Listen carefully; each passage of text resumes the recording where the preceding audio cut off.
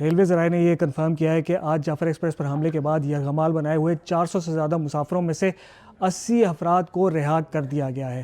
Military sources کا کہنا یہ ہے کہ باقی افراد کو بازیاب کرانے کے لیے آپریشن ابھی بھی جاری ہے اور بولان کے علاقے کو سیکیورٹی فورسز نے اپنے گھیرے میں لیا ہوا ہے۔ انہوں نے یہی کہا کہ وہ فی الحال پنیر اسٹیشن پہ اور بس وہ کوئٹہ کی طرف تھوڑی دیر میں روانہ ہوں گے انشاءاللہ خیر سے۔ اللہ پاک نے سب کی حفاظت کی ہے، باقی اتنی ہی بات ہوئی، بس کال کٹ گئی۔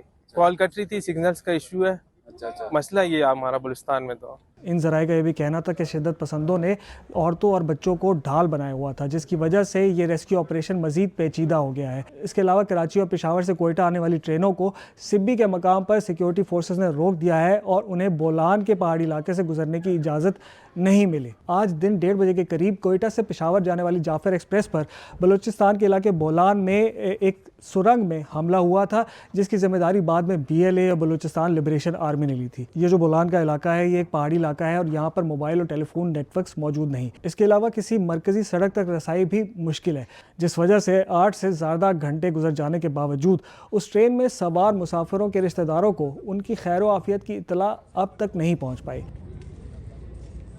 میرے والد کو کچھ پتہ نہیں ہے، کانڈی سرفراز بگٹی صاحب یہ سارے پیارے کھڑے ہیں، میرا بھی پیارا میرے باپ ہے، میرے والد صاحب ہے۔